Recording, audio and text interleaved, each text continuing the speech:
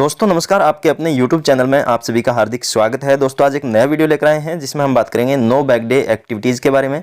दोस्तों माह सितंबर 2024 में द्वितीय और चतुर्थ शनिवार को हमें समूह क्षितिज कक्षा 9 से 10 और समूह उन्नति कक्षा 11 से 12 के लिए कौन कौन सी गतिविधियों का आयोजन करना है, कौन कौन सी गतिविधियाँ हम आयोजित कर सकते हैं, इसकी पूरी जानकारी आपको वीडियो में दी जाएगी। दोस्तों वीडियो आपके लिए महत्वपूर्ण होने वाला है, वीडियो को पूरा जरूर देखिएगा। और दोस्तों अगर अभी तक आपने चैनल को सब्सक्राइब नहीं किया है, चैनल को जरूर सब्सक्राइब कर लें, बेल आइकन प्रेस करके ऑल नोटिफिकेशन ऑन कर लें।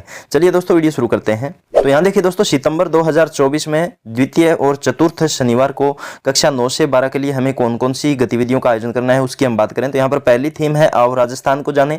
इस थीम के अंतर्गत हमें जो गतिविधि आयोजित करनी है उसका यहाँ पर आप देख सकते हैं, आओ मेले में चलें। ये गतिविधि हम आयोजित कर सकते हैं। यहाँ पर इस गतिविधि को 60 मिनट के अंदर हमें करना है, अधिकतम हम 60 मिनट का समय यहाँ पर ले सकते हैं। इस गतिविधि के उद्देश्य की हम बात करें, विद्यार्थियों को राजस्थान के प्रसिद्ध मेलों के बारे में जानकारी देना इस गतिविधि का उद्देश्य रहेगा। और इसके लिए हमें जो सामग्री की आवश्यकता होगी उसमें पोस्टर, बोर्ड, मार्कर, रंगीन पेपर, कैंची, चिपकाने वाला टेप, गोंद, प्रिंट किए गए सूचना पत्रक, राजस्थान के मेलों के चित्र और वीडियो यदि आपके पास उपलब्ध हैं। इसके अलावा आपके पास यदि प्रोजेक्टर है, लैपटॉप है तो वीडियो दिखाने के लिए आप उसका यूज कर सकते हैं। इसके अलावा राजस्थान के मेलों से संबंधित किताब या इंटरनेट का उपयोग भी आप कर सकते हैं। शिक्षकों हेतु निर्देश की बात करें तो यहाँ मेले का आयोजन केवल एक रूपरेखा है, आप अपनी रचनात्मकता और आवश्यकताओं के अनुसार इसमें बदलाव कर सकते हैं। तो आपका जो स्थानीय परिवेश है उसके अकॉर्डिंग या आपके पास जो भी सुविधाएं उपलब्ध हैं उसके अकॉर्डिंग आप अपनी रूपरेखा है वो तैयार कर सकते हैं, आप अपनी रचनात्मकता उसमें ऐड कर सकते हैं। आगे यहाँ देखिए, विद्यार्थियों को राजस्थान के प्रसिद्ध मेलों के बारे में संक्षिप्त जानकारी दी जाएगी और विद्यार्थियों को राजस्थान के मेलों पर एक वीडियो दिखाएंगे। यदि आपके पास में वीडियो दिखाने के लिए व्यवस्था है तो आप राजस्थान के विभिन्न मेलों से संबंधित कोई वीडियो है वो बच्चों को दिखा सकते हैं, या आप मौखिक प्रसिद्ध मेले जो है राजस्थान के उनके बारे में बच्चों को जानकारी दे सकते हैं। गतिविधि के चरण की हम बात करें तो प्रथम चरण में हमें विद्यार्थियों से स्थानीय मेलों के बारे में चर्चा करनी है। राजस्थान के प्रसिद्ध मेले जैसे पुष्कर का मेला, डेजर्ट फेस्टिवल, मरु महोत्सव, ऊंट उत्सव आदि के बारे में संक्षिप्त जानकारी दी जाएगी। या आपके आसपास में कोई प्रसिद्ध मेला भरता है तो उसकी जानकारी भी आप बच्चों को दे सकते हैं। प्रत्येक मेले के मुख्य आकर्षण, उसकी ऐतिहासिक पृष्ठभूमि और महत्व के बारे में जानकारी देना है। दूसरे चरण के अंदर अगर आपके पास वीडियो प्रस्तुत करने के लिए सुविधा है तो आप बच्चों को मेले से संबंधित वीडियो है वो दिखा सकते हैं। विद्यार्थियों को राजस्थान के मेलों पर एक शैक्षिक वीडियो दिखाएंगे जिसमें मेलों का दृश्य, गतिविधियां और परंपराएं सम्मिलित हों। वीडियो के बाद विद्यार्थियों से उनके विचार और भावनाएं पूछेंगे। अब यहाँ देखिए, तीसरे चरण के अंदर अपने विद्यालय के अंदर मेले का आयोजन कर सकते हैं जिसमें हमें विभिन्न स्टॉलों के लिए जगह आवंटित करनी है। स्कूल के अंदर पोस्टर, बैनर और विज्ञापनों के माध्यम से मेले का प्रचार करना है। नृत्य, गायन, नाटक आदि के प्रदर्शन का आयोजन करें। विभिन्न खेलों और प्रतियोगिताओं का आयोजन हम कर सकते हैं। विभिन्न प्रकार के व्यंजन और पेय पदार्थ के स्टॉल मेले के अंदर हम लगा सकते हैं। विद्यार्थियों द्वारा बनाई गई कलाकृतियों और हस्तशिल्प का प्रदर्शन भी हम मेले के अंदर कर सकते हैं। बच्चों के द्वारा जो भी सामग्री बनाई जाती है उसका प्रदर्शन हम मेले में कर सकते हैं। पुस्तकों की बिक्री और प्रदर्शनी का आयोजन करें। गतिविधि के अंत में शिक्षक विद्यार्थियों से चर्चा करेंगे कि किस प्रकार मेले के माध्यम से हमारी कला व संस्कृति के बारे में जानकारी मिलती है। तो ये पूरा कार्य करने के बाद में लास्ट में अपने बच्चों से चर्चा करनी है कि मेले हैं वो किस प्रकार से हमारी जो कला है, संस्कृति है उसके बारे में हमें जानकारी देते हैं, हमें उनसे सीखने को मिलता है। सीखने के प्रतिफल की हम बात करें दोस्तों, विद्यार्थियों में राजस्थान के विभिन्न मेलों के बारे में समझ विकसित हो पाएगी। विशेष गतिविधि यहाँ पर हम देखें तो नो टू टोबैको गतिविधि का आयोजन हम कर सकते हैं। यहाँ पर गतिविधि का नाम रहेगा प्रश्नोत्तरी के माध्यम से साक्षात्कार लेना। गतिविधि का उद्देश्य यहाँ पर रहेगा विद्यार्थियों को तंबाकू सेवन के दुष्प्रभावों के प्रति जागरूक करना। आवश्यक सामग्री पेपर, पेंसिल, रबर आदि हम यूज कर सकते हैं। शिक्षकों हेतु निर्देश की बात करें दोस्तों तो यहाँ पर विद्यार्थियों को तंबाकू सेवन से होने वाले दुष्प्रभाव पर एक वीडियो दिखाएंगे। यदि वीडियो संभव नहीं है तो तंबाकू उत्पादों पर बनी चेतावनी को प्रदर्शित करेंगे। यदि आपके पास वीडियो दिखाने के लिए व्यवस्था नहीं है तो आप तंबाकू उत्पाद जो हैं उनके ऊपर जो चेतावनी लिखी होती है वो चेतावनी आप प्रदर्शित कर सकते हैं और उनके बारे में जानकारी दे सकते हैं। फिर गतिविधि के चरण यहाँ देखें दोस्तों तो शिक्षक विद्यार्थियों के समक्ष तंबाकू रोधी अभियान से संबंधित जागरूकता सामग्री, बीड़ी, सिगरेट, गुटखा एवं तंबाकू युक्त दंत मंजन इत्यादि के नुकसान का प्रस्तुतिकरण करेंगे। इसके लिए अपने स्लाइड शो का यूज कर सकते हैं, कोई शॉर्ट मूवी बच्चों को दिखा सकते हैं, या फ्लैक्स सीट या फ्लैक्स चार्ट आपके विद्यालय के अंदर जो तंबाकू रोधी अभियान से संबंधित हैं उनको प्रदर्शित कर सकते हैं। इसके अलावा यहाँ पर दोस्तों वीडियो के लिंक भी दिए गए हैं। आप तंबाकू या धूम्रपान के दुष्परिणाम और तंबाकू युक्त उत्पादों के दुष्परिणाम से संबंधित ये वीडियो बच्चों को दिखा सकते हैं। शिक्षक विद्यार्थियों से उक्त वीडियो अथवा जागरूकता सामग्री पर चर्चा करते हुए उन्हें तंबाकू का सेवन करने वाले लोगों हेतु एक पत्र लिखने को कहेंगे, जिसमें वे तंबाकू युक्त पदार्थों का सेवन न करने संबंधी अनुरोध करेंगे। तो इस प्रकार का लेटर अपने को बच्चों से लिखवाना है, जिसमें अपने अभिभावकों को या जिसको भी जानते हैं या जो तंबाकू का सेवन करते हैं उनको तंबाकू का सेवन न करने के लिए अनुरोध करते हुए ये पत्र लिखेंगे। सीखने के प्रतिफल की हम बात करें तो विद्यार्थी तंबाकू सेवन के दुष्परिणामों से परिचित होंगे। इस विद्यार्थियों में तंबाकू रोधी अभियान के प्रति सकारात्मक दृष्टिकोण विकसित होगा। नेक्स्ट गतिविधि यहाँ पर रहेगी दोस्तों, थीम है भाषा समझ से अभिव्यक्ति की ओर। इसके लिए भी समय सीमा है वो 60 मिनट निर्धारित की गई है। 60 मिनट के अंदर अंदर हमें ये कंप्लीट करवानी है, या कम समय में आप करवा सकते हैं तो कम समय भी ले सकते हैं। गतिविधि का नाम रहेगा आत्मकथा वाचन।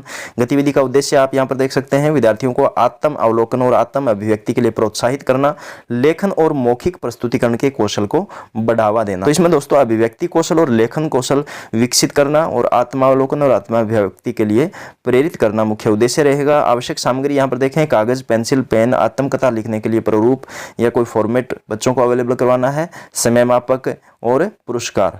ये यदि आप बच्चों को पुरस्कृत करना चाहते हैं तो आप कर सकते हैं। शिक्षकों हेतु निर्देश की हम बात करें तो विद्यार्थियों को अपनी आत्मकथा लिखने के लिए प्रेरित करेंगे, जिसमें वे अपने जीवन की महत्वपूर्ण घटनाओं, उपलब्धियों और अनुभवों का वर्णन करेंगे। लिखने के बाद प्रत्येक विद्यार्थी को अपनी आत्मकथा का वाचन करने के लिए प्रेरित करना है। तो बच्चों के जीवन से संबंधित, स्वयं के जीवन से संबंधित लिखवाना है, जो भी घटनाएं जो उनको स्मरण है या उन्होंने अपने जीवन के अंदर कोई उपलब्धि हासिल की है या जीवन के अंदर उनको कौन कौन से अनुभव प्राप्त हुए हैं वो सभी लिखने हैं और उनका वाचन करने के लिए बच्चों को प्रेरित करना है। गतिविधि के चरण हम देखें तो आत्मकथा और उसके महत्व के बारे में चर्चा करेंगे।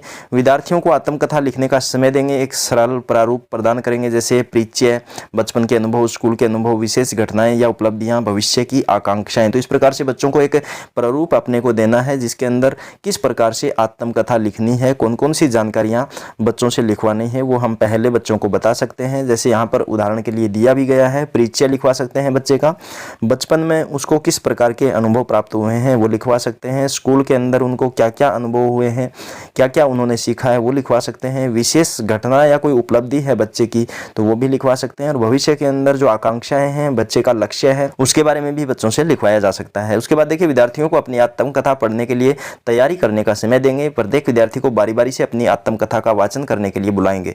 वाचन के बाद अन्य विद्यार्थियों से प्रशंसा और सुझाव देने के लिए कहेंगे। पुरस्कार वितरण, सर्वश्रेष्ठ आत्मकथा के लिए पुरस्कार देंगे। यदि आप पुरस्कृत करना चाहते हैं तो पुरस्कृत कर सकते हैं।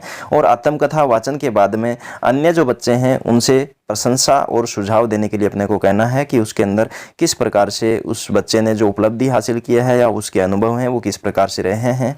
सीखने के प्रतिफल की हम बात करें तो विद्यार्थी आत्म अवलोकन और आत्म अभिव्यक्ति के लिए प्रोत्साहित होंगे। विद्यार्थियों में लेखन और मौखिक प्रस्तुतिकरण का कौशल विकसित होगा। अन्य गतिविधि के अंदर हम देखें दोस्तों, करियर एक सुनहरे भविष्य की राह, ये गतिविधि हम करवा सकते हैं। इसके अंदर गतिविधि का नाम रहेगा लाइट, एक्शन और करियर। यहाँ पर दोस्तों करियर की सूची दी गई है, कौन कौन से करियर हैं, उनका अभिनय हमें बच्चों से करवाना है। गतिविधि का उद्देश्य आप यहाँ पर देख सकते हैं, विद्यार्थियों को विभिन्न करियर और उनके विवरण के बारे में जानकारी देना। आवश्यक सामग्री की बात करें तो marker, whiteboard, mic set यदि आपके पास उपलब्ध है तो आप यूज कर सकते हैं। शिक्षकों हेतु निर्देश, विद्यार्थियों से पूछें कि क्या उन्होंने कभी डम्ब चारेड्स खेला है, जिसमें एक व्यक्ति को अभिनय करने के लिए फिल्म दी जाती है और अन्य उसका अनुमान लगाना होता है। तो यहाँ पर दोस्तों ये जो खेल है इसके बारे में बच्चों से हमें पूछना है। इसके अंदर क्या होता है, कोई भी बच्चा है वो अभिनय करता है किसी भी, यहाँ पर चूंकि हम करियर के बारे में बात कर रहे हैं तो कोई भी करियर है जिसमें एयर होस्टेस हो सकता है या टीचर हो सकता है, डॉक्टर हो सकता है। तो बच्चे का जो भी पसंदीदा करियर है जिसके अंदर वो जाना चाहता है या अन्य कोई भी कार्य है उसके संबंध में अभिनय करवाना है, और बाकी बच्चे हैं वो उस अभिनय के माध्यम से पहचान करेंगे कि किस प्रकार के करियर के बारे में अभिनय किया जा रहा है। तो इसे डम्ब चारेट्स कहते हैं और ये गेम है उसके बारे में बच्चों से पूछना है। अगर बच्चे नहीं जानते हैं तो हमें उसको बताना है। यदि कुछ विद्यार्थियों ने ऐसा नहीं किया है तो पहले एक आसान राउंड में डम्ब चारेट्स खेलें। शिक्षक या कोई दूसरा विद्यार्थी तारे जमीन पर, 12वीं फेल, सुपर 30, गली बॉय या पीके जैसी किसी फिल्म के नाम का अभिनय करके दिखा सकते हैं, जिसका अनुमान दूसरे विद्यार्थियों को लगाना है। तो यहाँ पर आप अपनी इच्छा अनुसार, अपनी सुविधा अनुसार कोई भी अभिनय करके बच्चों को ये गेम है इसके बारे में समझा सकते हैं। आगे यहाँ पर देखिए, उन्हें बताएं कि यह गतिविधि उसी के समान है, लेकिन इसमें एक मोड़ है, उन्हें अलग अलग करियर विकल्पों का अभिनय करना है। यानी आपने उदाहरण के तौर पर समझाने के लिए जो अभिनय किए हैं उससे इस गतिविधि में थोड़ा सा अंतर है। इसके अंदर हमें करियर के बारे में बताना है, तो करियर से संबंधित ही अभिनय अपने को करवाना है बच्चों से, और उसी का अनुमान बच्चे लगाएंगे। यहाँ पर किसी को पहले काम करने के लिए स्वेच्छा से आगे आने के लिए कहें, नीचे दी गई सूची में से कोई एक करियर चुने और विद्यार्थियों को नौकरी का विवरण समझाएं। यहाँ पर सूची दी गई है, उसकी हम बात करेंगे। उसमें विभिन्न प्रकार के करियर दिए गए हैं, और यदि कोई बच्चा उस सूची के अलावा अन्य कोई करियर सेलेक्ट करता है तो वो अभिनय भी बच्चा कर सकता है। अब विद्यार्थी को नौकरी के विवरण के अनुसार कार्य करना है, जबकि बाकी विद्यार्थी यह अनुमान लगाते हैं कि यह कौन सा करियर है। प्रत्येक बारी के बाद शिक्षक बोर्ड पर करियर और विभिन्न उत्तर लिख सकते हैं। यहाँ पर देखिए दोस्तों, गतिविधि के चरण की हम बात करें तो विद्यार्थियों को 2 समूहों में हमें विभाजित करना है। पहला समूह है उसमें से किसी एक विद्यार्थियों को अभिनय के लिए भेजना है। दूसरा समूह है वो उस विद्यार्थी के लिए सूची में से कोई भी एक करियर चुनता है जिसका वे अभिनय करेंगे।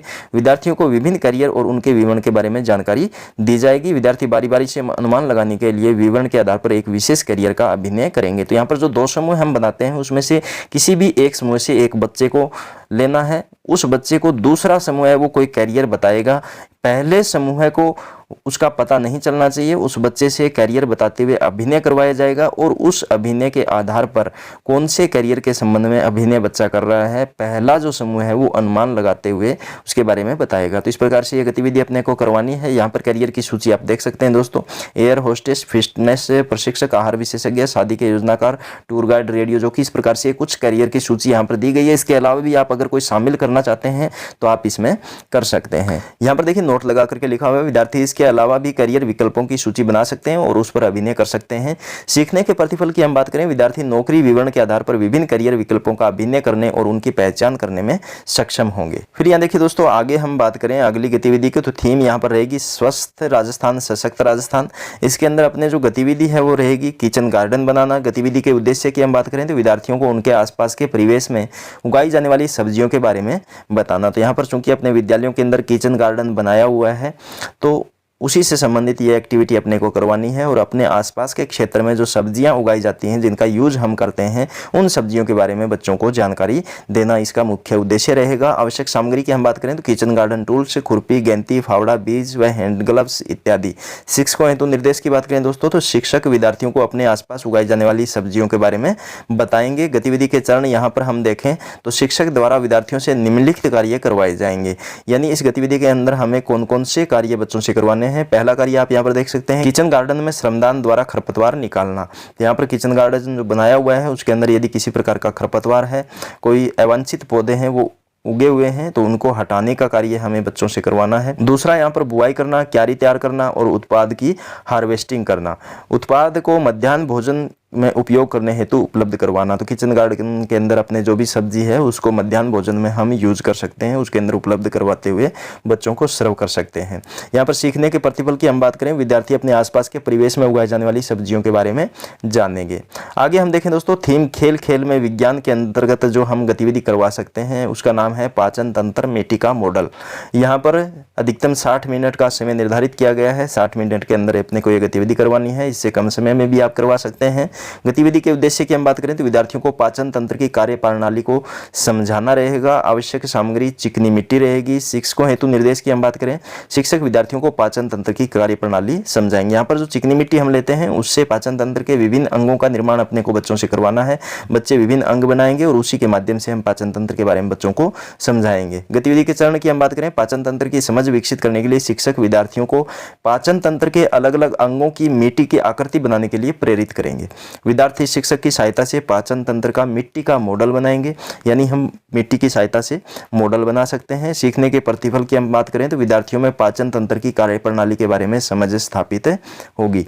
आगे हम देखें दोस्तों, गतिविधि नेत्रदान दृष्टि का उपहार। इसके अंतर्गत नेत्रदान कहानी यहाँ पर दोस्तों दी गई है।